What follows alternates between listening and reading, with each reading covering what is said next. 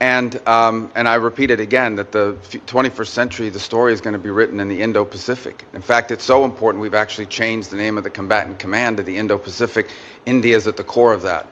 यही बंदा था जिसने बोला था कि भारत सॉरी बोलेगा, क्योंकि भारत से भिड़ते ट्रंप ने अब बैक गियर लगा। नरेंद्र मोदी जो ये ग्लोबल ऑर्डर बदल रहे हैं, डट गए हैं कि ना नहीं हटूंगा, पीछे तो नहीं हटूंगा। चाइना से दोस्ती, रशिया से दोस्ती, इसका इंपैक्ट दिख रहा है। ट्रंप दबाव में है। ये भाई देखिएगा धीरे से रास्ता ढूंढ रहा है पलटी मारने का। अमेरिका पहले तो भारत को आंखें दिखा रहा था, लेकिन जब भारत डगमगाया नहीं, घबराया नहीं, तो अब अमेरिका वापस से अपने बोल बदलने लगा है। And we are in a period of extraordinary transition in that relationship with India. We've got some really important issues coming up that we need to work with them on. And यहाँ से आप अंदाजा लगा लें कि कितना ये एक इम्पोर्टेंट रिलेशनशिप है।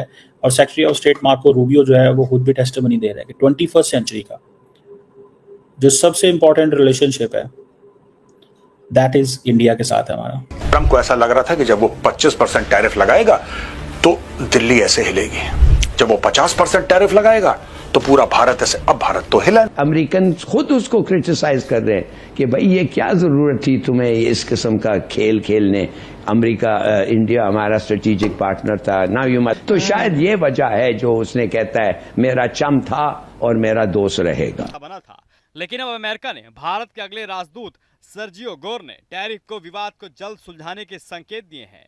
गौर ने एक बैठक में कहा है कि भारत और अमेरिका के बीच गहरी दोस्ती है कि इंडिया जो है वो समझते हैं कि हमारे लिए एक इम्पोर्टेंट प्लेयर है और इंडो पैसिफिक को वो फोकस कर रहे हैं। They are focusing Indo Pacific. Bharat के लिए मीठी मीठी बातें करने लगा है, यहां तक कि अमेरिकी राष्ट्रपति ट्रंप वापस से भारत के कसीदे पढ़ने लगे। और अभी वो कह रहे हैं कि आवर रिलेशनशिप विद इंडिया जो है that is most important then ever. अब धीरे धीरे ट्रंप को उसके संगी साथी, उसके कैबिनेट मेंबर्स ये बोल रहे हैं कि सर हो सकता है थोड़ी सी गड़बड़ हो गई भारत के मामले में।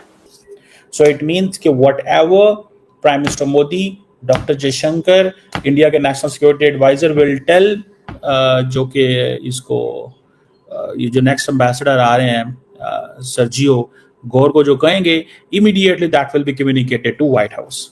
अमेरिकी विदेश मंत्री मार्को रूबियो ने खुद कहा है कि भारत आज अमेरिका के सर्वश्रेष्ठ दोस्तों में से एक है और आने वाले समय में यह रिश्ता और गहरा होगा।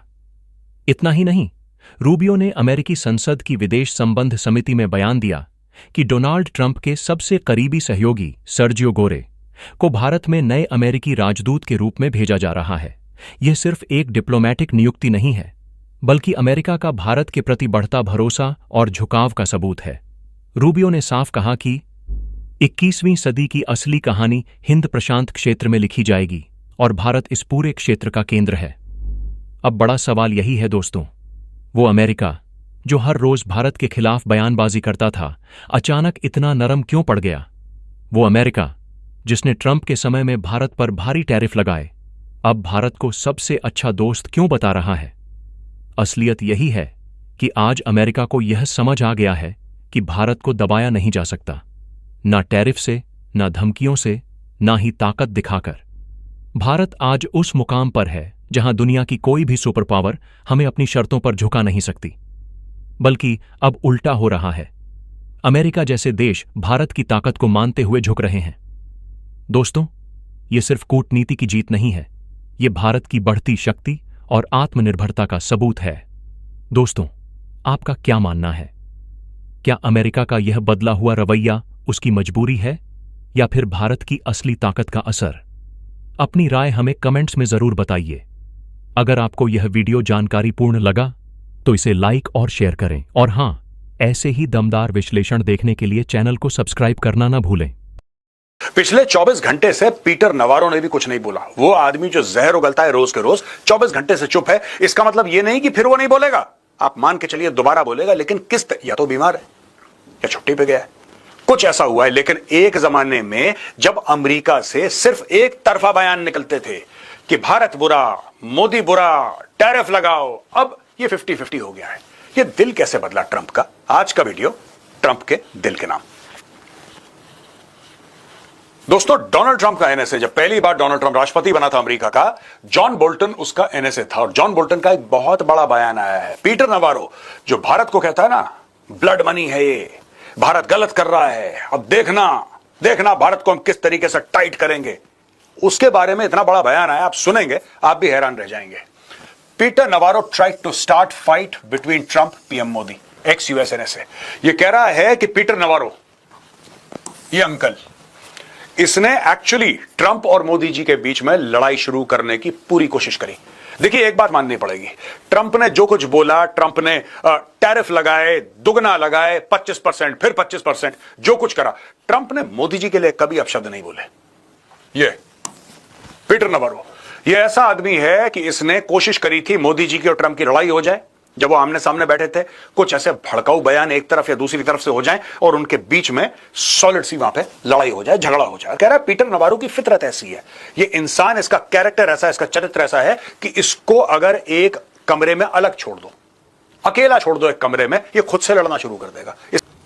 सर्गियो गौर को शुरू शुरू में प्रॉब्लम होंगी, थोड़े समय के बाद वो एडजस्ट हो जाएगा। एडजस्ट होने के बाद उसका वन सेट एजेंडा आइटम है, सिंपल, भारत के साथ वापस रिश्ते ट्रैक पे लाओ। यहां पे कोई एम्बेसडर थोड़ा ना आज की तारीख में। दोस्तों देखिए, जब इसने सर्गियो गौर को लगाया, मुझे यह बात क्लियर हो गई थी कि यार ये ना रिपेयर करना चाहता है रिलेशनशिप, इसके ऊपर प्रेशर है कि इंडिया के ऊपर ऐसा करो। अब आपने चेले चपाटे पाल लिए, वो सब आपके कान में फुसफुस कर रहे हैं, दिन रात कुछ ना कुछ बोल रहे हैं, तो आपको भारत के साथ अपनी रिलेशनशिप तो रिपेयर करनी पड़ेगी, लेकिन आपको दिल्ली में बैठा एक बंदा चाहिए जो रोज मिले डॉक्टर जयशंकर से, डेली मिले, मिस्टर पीयूष गोयल से मिले, इन सब लोगों से मिले और धीरे धीरे इस रिलेशनशिप को रिपेयर करे फ्रॉम इनसाइड इंडिया, दिल्ली में बैठकर इसको रिपेयर करे, इसकी मरम्मत करे रिलेशनशिप की। और वही चीज बोलिए कि साहब देखिए, इन्होंने यहां पे भारत के 2 मंत्रियों को बुला रखा है, खास तौर से मिस्टर पीयूष गोयल को, और मिस्टर पीयूष गोयल जो मंत्री हैं वो आ रहे हैं वॉशिंगटन। ट्रंप ने उनको स्पेशली इनवाइट कराया है कि आइए और जो डील है दे दिला के जो भी करना कुराना है खत्म करो, डील को साइन करो। देखें कि जो मार्को रूबियो है, मार्को रूबियो की जो डिस्कशन थी वो बिल्कुल बदली थी। मार्को रूबियो ने ये महसूस कर लिया, उन्होंने कहा यार नहीं, इतना लंबा, अच्छा ये कहता है ना होता, ये तो नया एम्बेसडर आएगा जिसकी डायरेक्ट व्हाइट हाउस तक एक्सेस है, वो बताएगा फिर कि चीज़ें कैसे चलती हैं। और इसका मतलब ये भी है कि इट्स गुड फॉर इंडिया, लेकिन नए एम्बेसडर का जाना और सेनेट में एक मुनासिब डिबेट होना, ये एक इम्पॉर्टेंट चीज़ है। देखें सेनेट के अंदर इंपॉर्टेंट चीज़ ये होती है कि जब सेनेट में क्या बहस हो रही है, बहस तो हो रही है जी कोर्ट को एक्टिवेट करना है, ट्रंप की मुलाकात होनी है, ट्रंप ने जाना है वहाँ पे, बहस तो ये हो रही है ना, कोई और बहस तो नहीं हो रही,